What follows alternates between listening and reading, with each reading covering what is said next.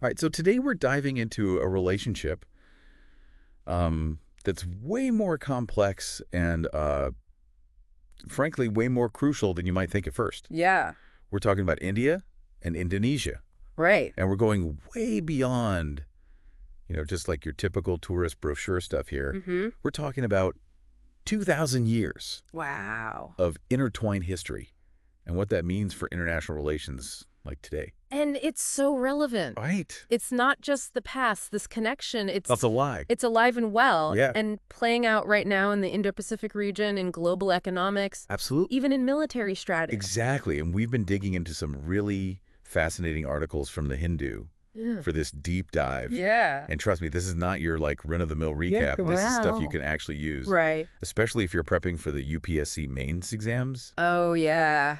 You know those tricky questions on foreign policy and regional dynamics? Absolutely. It's the stuff they're looking for. Yeah, this is the good stuff. What I think is fascinating is how the culture lays the groundwork for everything else. Yeah. It's not just about two countries being friendly. It's about shared DNA that goes back centuries. Right. I mean, It's like they're practically family. yeah. Think about it. Hinduism, Buddhism, Islam. Right. These belief systems, they didn't just stay put in India. No, they didn't. They traveled. Yeah. They left a huge imprint on Indonesia, and you can still see it today. Still see it. Have you ever heard of wayang kulit? No, yeah. That's that incredible shadow puppetry. Oh, so detailed. So detailed, and it's Yeah. directly inspired by the Ramayana and Mahabharata epics. It's beautiful. It's not just inspiration. It's a living example Yeah. of how deeply intertwined these cultures are. And that sets the stage for how they interact on the world stage, even now, even post-independence. Like, both countries were very prominent in the non-aligned movement. Yes. Right. Aiming for that balance between the superpowers. Right. Trying to forge their own path. Yeah. Fair. Not an easy task. Definitely not. Yeah. And that shared history, it really feeds into their modern diplomacy. Mm-hmm. We're not just talking like polite visits here. Yeah. Remember PM Modi's 2018 trip to Jakarta? Oh, That resulted in the Comprehensive Strategic Partnership. big deal. Huge deal, especially for the Indo-Pacific region. Yes. And then there's the more recent 2024 meeting at the G20 summit. Right. Like, these aren't just photo ops. These are, It's serious business. yeah, they're there to make deals. Mm-hmm. And the UPSC loves to ask about these types of partnerships. Right. So it's crucial to understand why they're happening. Exactly. It's not about being nice. It's about signaling commitment Yeah. to regional stability, Mm-hmm. which is essential for economic growth. Right. And in a region like the Indo-Pacific, that stability is everything. It's gold. Yeah. It's gold literally and strategically. Exactly. And, we can't forget about the military cooperation, Oh, yeah. which has been going on For a while. since 1951. Wow. I mean, Yeah. that's even before, like, my parents were born. That's a long time. It's a long time. Yeah. There's the Garuda Shakti for the armies, Mhm. Samudra Shakti for the navies, and even coordinated patrols called Indo Corpat. Wow. Now that sounds Serious. serious. Right. It's more than just serious. It really speaks to some deeper security concerns. Yeah. And for the UPSC folks out there, keep an eye out for things like the 2024 Indonesia Defense Industry Exhibition. Okay. It shows us that they're not just, doing drills together. Right. They're actually collaborating on technology. What does that tell you about the level of trust Yeah. and shared threats that they perceive? That's a really good point. Yeah. It's like they're saying, hey, we've got each other's backs, even if they're not explicitly saying it. Exactly. Right. And that unspoken aspect is what the examiners are really looking for. Yeah. Can you read between the lines? Mm-hmm. Now let's shift gears a little bit. Ready to talk economics? Hit me with those trade figures, Right. because I know for the prelims, they love to throw in those specific stats. Okay, buckle up. Okay. Indonesia is India's second largest trading partner in ASEAN. Wow. We're talking $29.4 billion in trade during 2023-24. Okay. So, and it's not just about the big number. Right. It's about what's being traded. Yeah, what are we talking about? India gets coal, palm oil, rubber. The essentials. Yeah, really the essentials. Yeah. And in return, they're sending refined petroleum, telecom equipment, even agricultural products. So this is like everyday stuff. This is the stuff that impacts both our economies on a daily basis. Okay, so this is where it gets really interesting for someone like me who's, prepping for those mains exams. Yeah. Because it's not just about memorizing that Indonesia is the second largest, whatever. Right. It's about understanding the implications. Yes. Like if there's a disruption in palm oil supply from Indonesia, Right. what does that do to the Indian market? Yeah. Or if India suddenly boosts its tech exports there, how does that change the relationship? It's all connected. Yeah. And it goes deeper than just buying and selling. Good. Indian businesses have invested heavily in Indonesia, over $1.56 billion. Wow.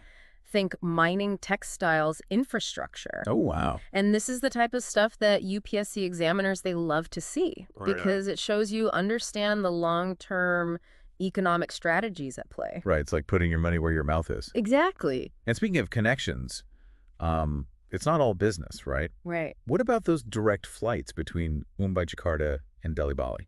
Oh, those are more than just vacation routes. Yeah. They are literally building bridges between people, which is huge for cultural exchange and soft power. Absolutely. And that impacts political relations, Yes. even economic opportunities. It's all connected. It's all connected. I'm starting to see the bigger picture here, Yeah. and we're just getting started. We're just getting started. This is where it gets really interesting. All right, hold that thought. Okay. We'll be right back after a quick break to dive even deeper into this fascinating relationship. Sounds good. Don't go anywhere. All right. All right, we're back and ready to keep unpacking this India-Indonesia relationship. I know some of you are thinking, okay, this is all interesting, but what does it really mean for me? Yeah. You know, an aspiring diplomat slogging away for the UPSC. Right. That's the key question, isn't it? Because understanding this partnership, it goes beyond just ticking boxes in a multiple choice question. Yeah.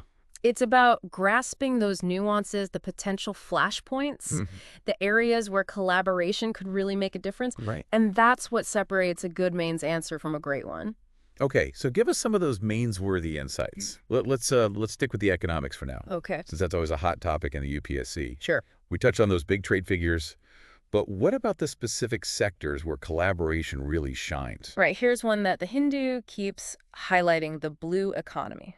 Both India and Indonesia, they have massive coastlines. Right. They rely heavily on marine resources.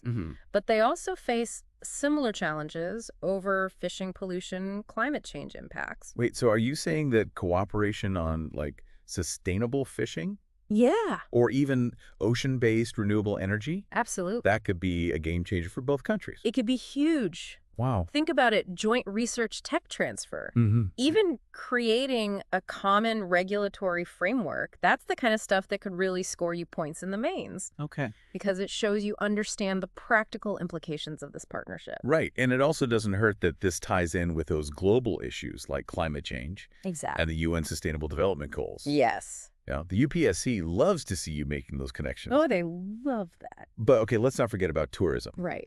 Both countries are known for their natural beauty, their cultural heritage. Mm-hmm.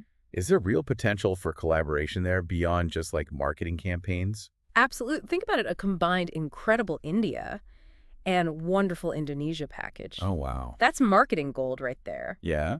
But it goes deeper: joint initiatives for ecotourism, Mm-hmm. heritage preservation, Right. even skill development in the hospitality sector. Okay. That's not just about attracting more tourists. Oh. It's about creating a sustainable and responsible industry. And let's be honest, the more tourists, the more people-to-people contact, the more cultural understanding, Exactly. which I'm guessing also helps with those political and strategic goals we were talking about earlier. Bingo. It's all connected. Okay. Now let's shift gears to the strategic side of things. Right. Because we can't talk about Indonesia without mentioning the elephant, or rather the dragon in the room, China. Right. The Indo-Pacific is constantly in the news, and the UPSC is definitely going to ask about it. Oh, yeah. But honestly, sometimes it feels like everyone's throwing around that term without really explaining what makes this region so strategically important. Okay, imagine this. Some of the world's busiest shipping lanes Okay. run right through the Indo-Pacific. Right. That means global trade energy security. Oh. It all flows through this region. Okay. Plus, you've got territorial disputes, rising powers, non-state actors. It's a powder keg. And I'm guessing a strong India-Indonesia partnership helps to keep things from, well, exploding. Exactly. It's about promoting a rules-based order, freedom of navigation, and peaceful resolution of disputes. Right. It's a counterweight to any single power trying to dominate the region. Okay. Now, here's a concept that the UPSC loves to throw around: ASEAN centrality. Oh, yeah. I've seen that term in the Hindu articles, too. But honestly, it's one of those things that sounds really official and important. Yeah. But I'm not 100% sure I get it. Don't worry, it's simpler than it sounds. Yeah. Basically, it means that any regional security arrangement, it should be inclusive, respectful of everyone's interests, and driven by ASEAN itself, not outside powers. So no one country gets to call the shots. Right. And ASEAN remains the main driver of regional stability. Exactly.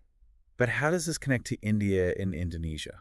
Both countries are huge proponents of ASEAN centrality. Okay. They see a strong and unified ASEAN as crucial for regional peace and prosperity.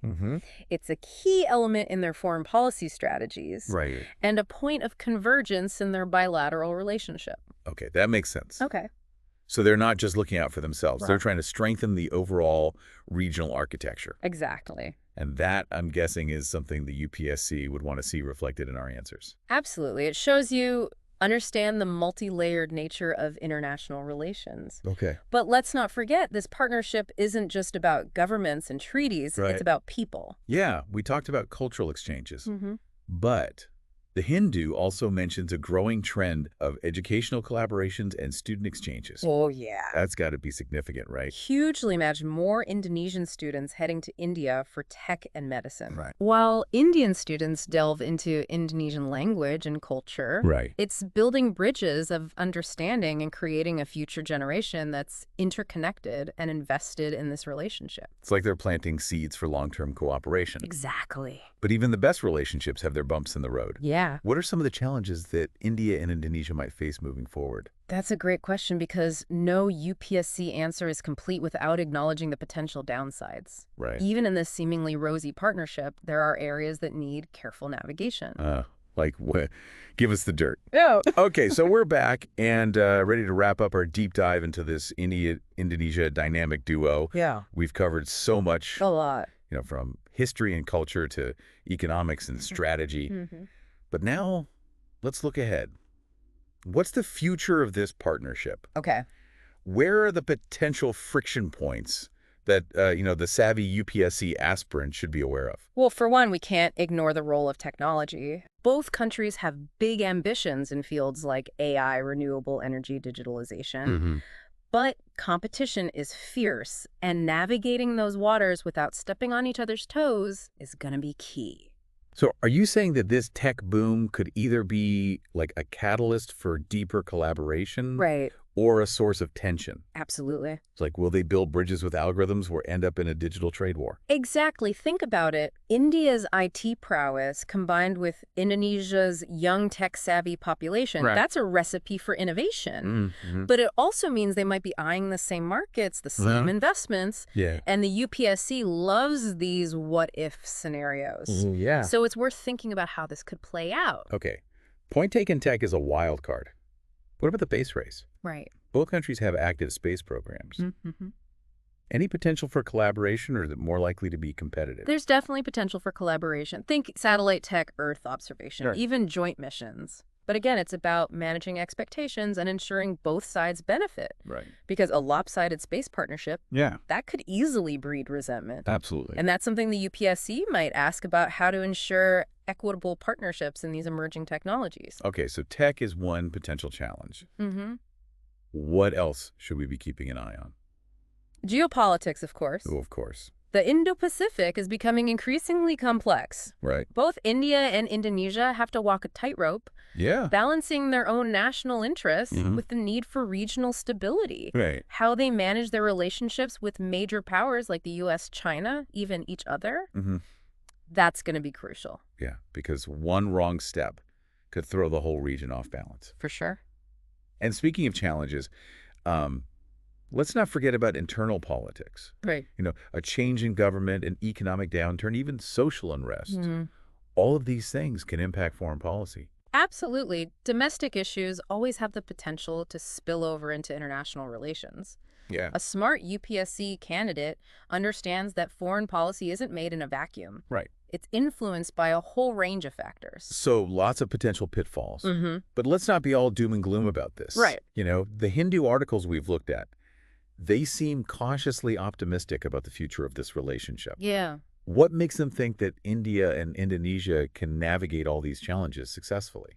Well, despite the potential for competition, they've got a solid foundation of shared values, cultural ties, and that desire for a stable and prosperous Indo-Pacific. Right. Plus, they've got experience working together, Yeah. resolving differences, and finding common ground. So it's not just about wishful thinking. Right. It's about a track record of cooperation. Exactly. Okay, that's reassuring. Yeah, and for all you UPSC aspirants out there, this is where it gets really interesting because the examiners aren't just looking for facts and figures. They want to see that you can analyze, that you can think critically, Right. that you can see the big picture and the nuances. Okay, so what's the key takeaway? What's the one thing our listeners should remember about this India-Indonesia relationship? It's a dynamic partnership with immense potential, Okay. but one that requires careful navigation and constant adaptation. It's a prime example of how history, culture, economics, and geopolitics all intertwine to shape international relations. Right. And it's a reminder that the world is interconnected and that building strong partnerships is crucial for a peaceful and prosperous future. Well said. This deep dive has been incredibly insightful. It has. A huge thank you to our expert for breaking it all down for us. My pleasure. And for our listeners, don't forget to check out The Hindu Yeah, great resource. for more in-depth analysis on this and other crucial topics. Yes. You got some fantastic resources that can really boost your UPSC prep. For sure. And of course, don't forget to like, subscribe, and share this episode with your fellow UPSC warriors. We're all in this together, and every bit of knowledge helps. Absolutely. Until next time, keep those brain cells buzzing and happy studying. See you on the next deep dive.